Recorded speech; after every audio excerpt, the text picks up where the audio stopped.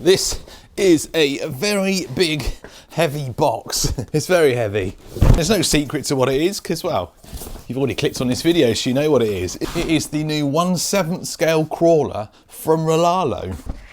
The MK-07. I mean, it's from Rlaarlo, but it's a crow bowl, which is Rlaarlo, but there's some stuff if you want to know about them. It's got an anti-tilt pushrod design which prevents the vehicle from leaning left or right, ensuring smoother travel on bumpy terrains. Apparently it's got 90mm ground clearance, 54° approach angle and a 58° departure angle, and a 2.6-inch tyre. And I believe you can get this livery. As you can see, I went for the military green one. You can also get yellow, grey and red. It's brushed. They are planning on making a brushless one, but they haven't done it yet as far as I'm aware. And you can see there it says remote visual operation module. So I guess you can add that at some point. I'm not sure. I've not seen it on their shop, but a bit of large scale FPV crawling. 2-speed gearbox. It looks like it's got nice metal gears in there. I'm sure they've said it can pull a truck, but I've got a truck.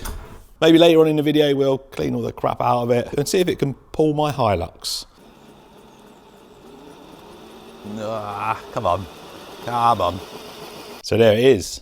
A big Jeep style. Well, Jeep style, it is a Jeep. Now, I wasn't planning on taking a sneak peek at this. I wanted to open it here in the workshop so that you got my first impressions of it. They asked me to check it over when it arrived, so I did. And I found it's not an issue, but it's something I'm going to remove straight away. They've added brass weights to all the ones they've sent out to all the YouTubers that are going to review it. And I think all this is also extra. When I review stuff, I like to review the actual truck you're going to get, not one that's been changed or fiddled with or anything like that. I like to review the stuff you're actually going to get. So the first thing we're going to do is remove all these extras. I mean, because let's be honest, if I left all this brass on, it's going to perform completely different to the one that you're going to buy, and that's why it's so heavy. These are 230 grams, and I'm going to guess they're a similar weight or more on the back, so it's an extra kilogram almost. I'm just hoping that you don't need different hardware to run it without.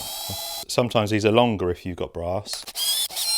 Oh, let's have a look under here. They feel quite weighty as well, so decent gears under there, bearings in there. Right, let's hope that these aren't too long.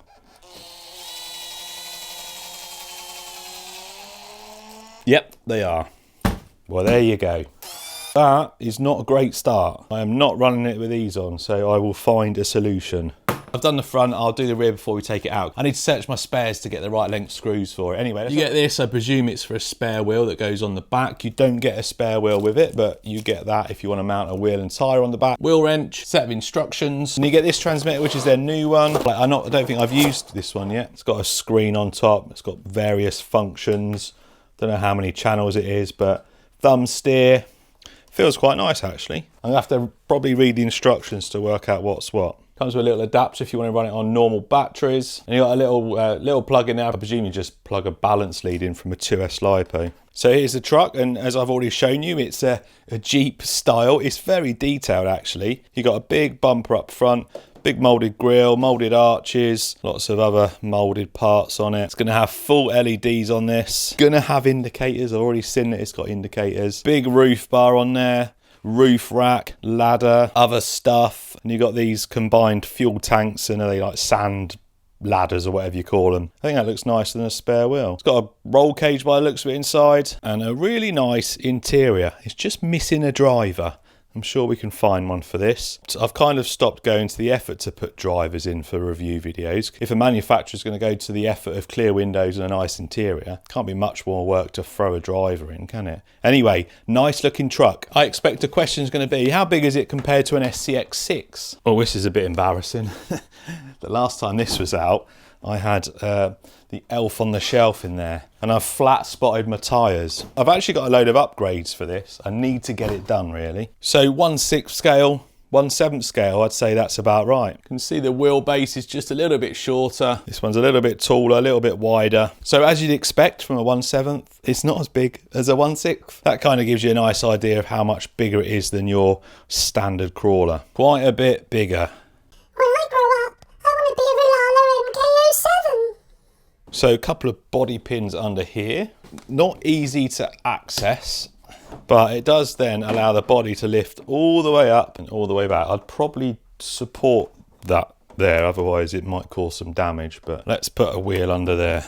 There we go. So unlike some trucks that the body pivots, this one goes all the way up like that, so you get full access in here. Well, I'm not going to make any assumptions just yet, but that servo looks like just a normal 10th scale, like a standard size servo. This is a big old truck with big old wheels and tyres. I mean, look at the size of the links and stuff in there, and that's standard size servo. It might be okay, we'll just have to see how it gets on. But what else we got in here? So it looks like your electronics and stuff are in there. You got 2 servos here. These are for your remote locking diffs. You can see the cable just coming down around there. It's going around that link. Hopefully that's not going to get caught up. So remote locking diffs, so you can have it unlocked or locked. You've got another servo around this side. That is for your 2-speed transmission. That's your big brushed ESC. And then you got this really big brushed motor. Says 12,500 RPM on the back of that. Anodized alloy motor plate goes into your 2-speed gearbox. Battery tray across the center there. Looks like there's plenty of room in there for a nice big battery. It looks like a machined chassis. Very nice. Different mounting positions for your shocks. Big bore alloy shocks. They feel a bit springy. I'm going to take one of them off in a minute and check the oil in there, because to me it doesn't quite feel as damped as I'd like. And then this is the inside of the body. You can see the interior there. You got your light controller there, and all the cabling comes around the back, so nothing interfering with the body opening and closing. And that interior looks like it's going to be a bit of a pain to remove to put a driver in there. Maybe we'll go driverless, we'll see. So underneath the truck, we got some big chunky links here. 3 link at the front, and you got a panhard bar just in there. We've actually got a damper on the steering rather than just a solid rod. Metal drive shafts. I don't know what gear it's in at the moment, but it's just spinning the front wheels. Does it do rear wheel drive and front wheel drive and dig? I don't know, we'll have to have a look. 4 link at the back. Again, metal drive shaft. Big chunky links. You've always seen, obviously, the portal axles. So plastic beadlock wheels. The tyres, they feel nice. They've got foams in there, feel quite a nice compound. And they are 100% Hyrax copies. They feel like they're going to grip up well. I think that's about it for the overview of the truck. So, like I said, the suspension, it feels a bit too bouncy. You got a nice bit of flex there, but I don't know whether it needs maybe a slightly thicker oil in there. Feels a bit springy. Anyway, I'm going to get a battery charged. I've got a good friend of mine coming over tomorrow who's a pro with crawlers. I'll get his opinion on it, I'll see what he thinks, and then, well, we'll get the battery charged, we'll look at all the functions, then we'll take it out for a bit of a run.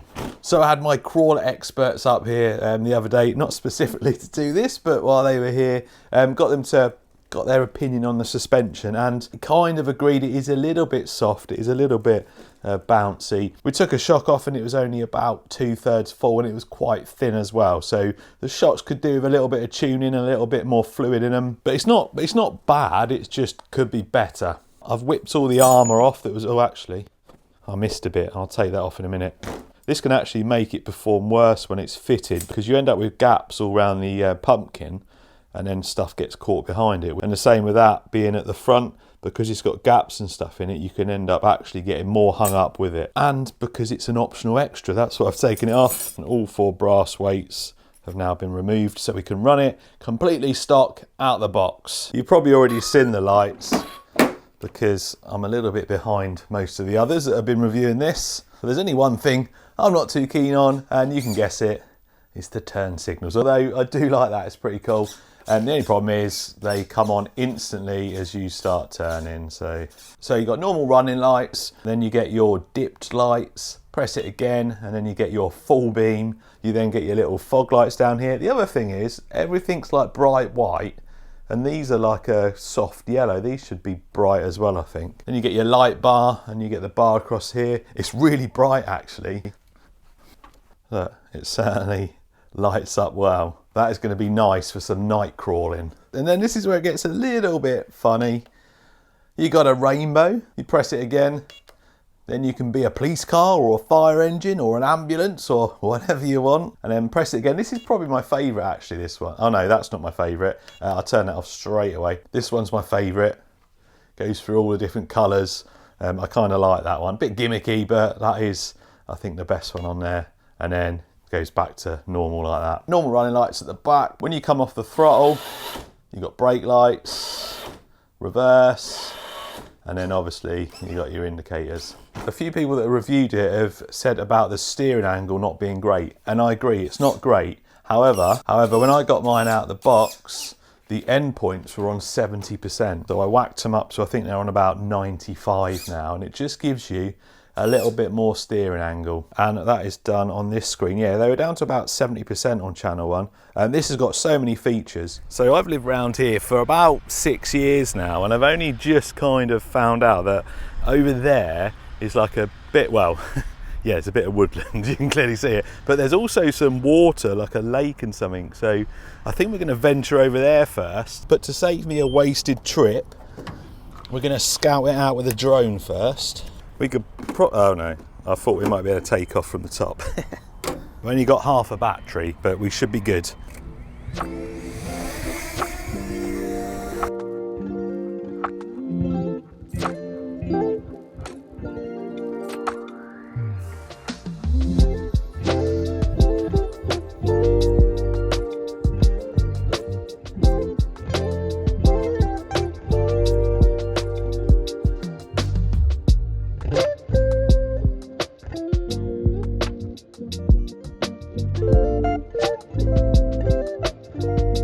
Well, there you go.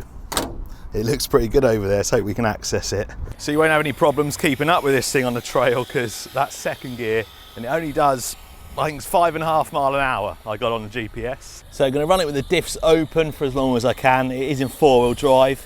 I don't really see the point in having a rear wheel drive and a front wheel drive option. I mean, if it had a dig function, then yeah, but yeah, it's a bit pointless. And I can't imagine on a trail like this it's going to give you any issues purely because of the size of it. It's just going to roll on through stuff. It's got a lot of torque.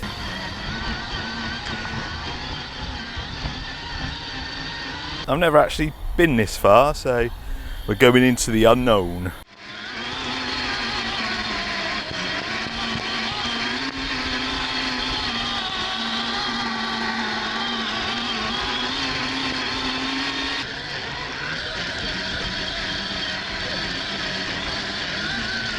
Certainly looks good, especially the lights. I've only got the running lights on. There we go. Not that we need lights, but it's getting a little bit soggy over here. I might regret not wearing my wellies.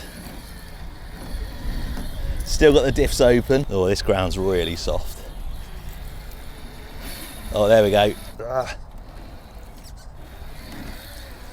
We're good.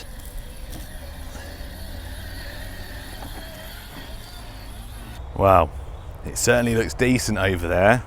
However, there seems to be something in the way. But that does look like a nice little playground over there. Interesting.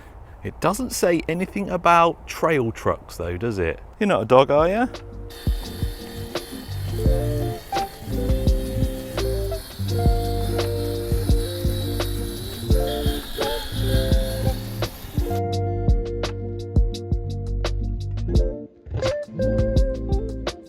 So it looks like a decent bit of water over here and stuff, but I just don't think there's any way round. I think this is a fail. Although we've still got the diffs open. Let's see. This looks like, yeah, let's see if it'll climb up here. Get down here first. So yeah, the steering angle, I haven't really spoke about it yet. It's not great. It's better than it was out of the box, but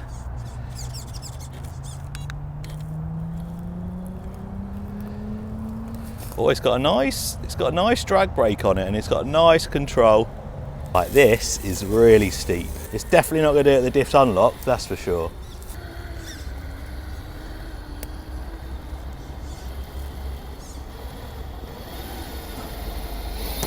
Let's get them diffs locked. Right, should now both be locked. There we go.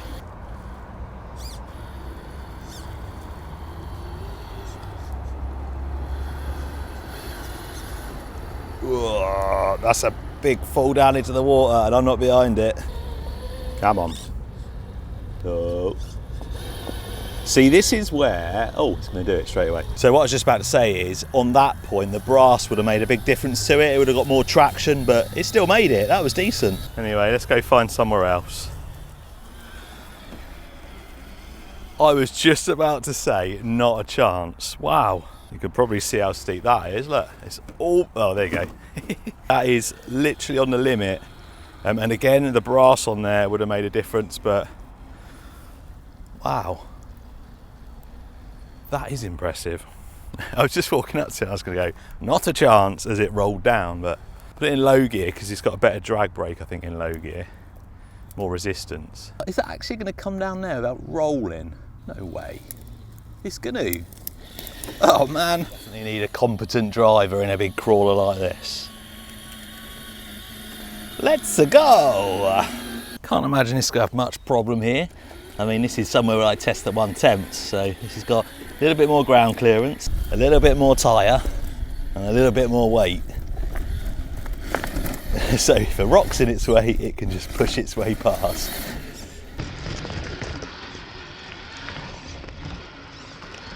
As I thought, no problems. Bit big to get through this gap though. Hang on, let's get, yeah, steering's not perfect.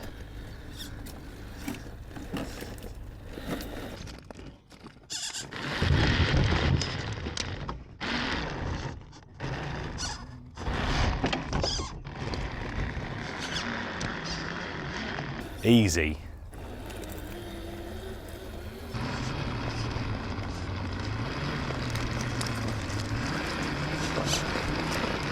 What a day for this, eh? Well, this is where the brass would come in handy.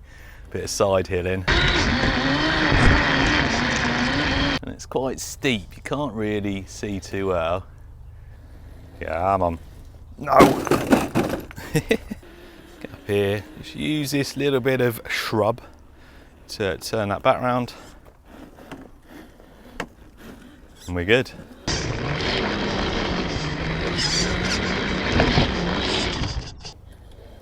Steady. Yeah. I just realised, I think I had it in high gear. That's in low gear now, I just changed it. Wow, there you go.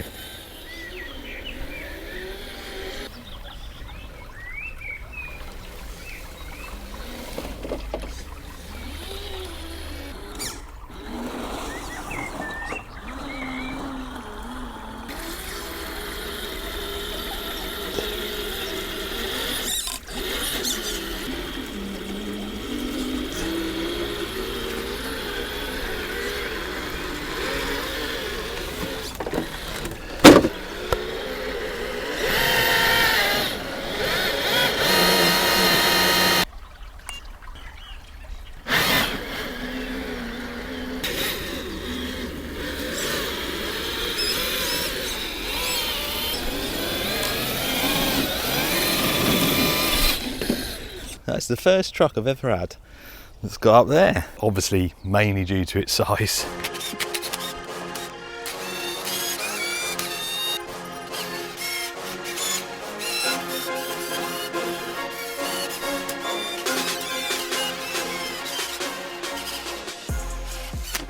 These 14 Hilux models are in low gear, four-wheel drive, and will pull the full-sized 1.3-ton Hilux to demonstrate the power and ruggedness of this, our top-of-the-line model. So this ground is about as level as I can find. It's kind of a bit all over the place really, but kind of driven around it, got out, pushed it a few times just to make sure it is free rolling, and yeah, I think this is as level as we're going to get. No weight added other than the brass. Ah, come on, come on. All right, big run up, come on. Oh. If we put weight on it, look, easy. Oh, there we go, there we go. I think that was enough to get it going. Yeah.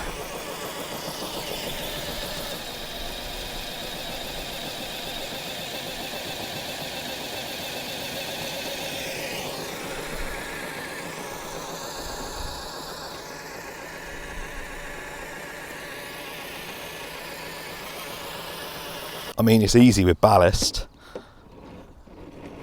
Look, easy. I didn't want to cheat though. Might get a bit more traction here, slightly smoother tarmac. Oh, there we go, come on. Nice and slow.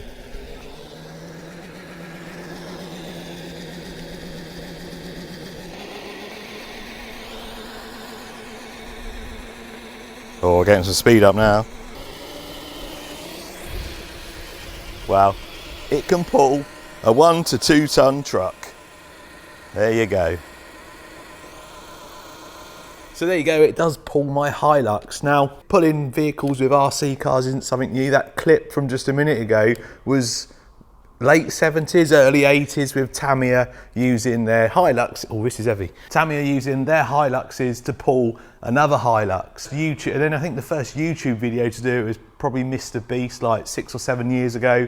Then when the SCX6 came out, I think Burn Pig did it as well. And as impressive as it is, if you kind of understand physics, it's not really that hard when you got something with this size and this amount of power. As you saw, when I put some weight on it, it easily pulled it. You're just overcoming the rolling resistance more than actually pulling like a ton or a ton and a half. I mean, you couldn't physically lift this Hilux up, but I can quite easily push it and pull it. So it's a nice little party trick, and that's why I wanted to do it without really putting any weight on it, because I wanted it to do it itself. The most impressive one I've seen is Innovation RC that pulled a school bus.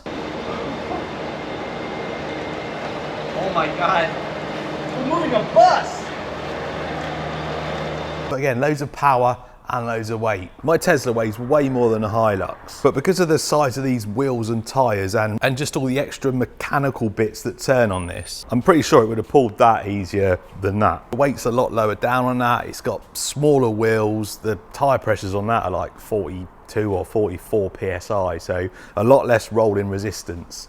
This thing, lots to move. So overall, an impressive truck. The servo so far has been okay. It's not the fastest thing, and it did stall every now and then, but it's not been too bad. I just don't think it's gonna last. Something else I noticed, if you're selecting between high and low, sometimes it slips and it won't go in, so you have to kind of reverse, go forward and press it again. The same with the front wheel drive, rear wheel drive, four wheel drive switch. Sometimes it doesn't lock in. Luckily on this transmitter you can adjust all that. But front wheel drive, rear wheel drive, I think it's pointless really. This would have been really nice as like a nice simple truck without any of the features other than maybe the 2-speed gearbox, but gearing the second gear up a bit, it's too low. You can do normal crawling in second gear. I think this is about $499, which for the UK anyway is cheaper than TRX4. So you're getting a bigger truck, you're getting pretty much the same features as that. I mean, if you're not a fan of Jeeps, you might not agree, but better body with an interior, loads of light functions on it. So it's not perfect,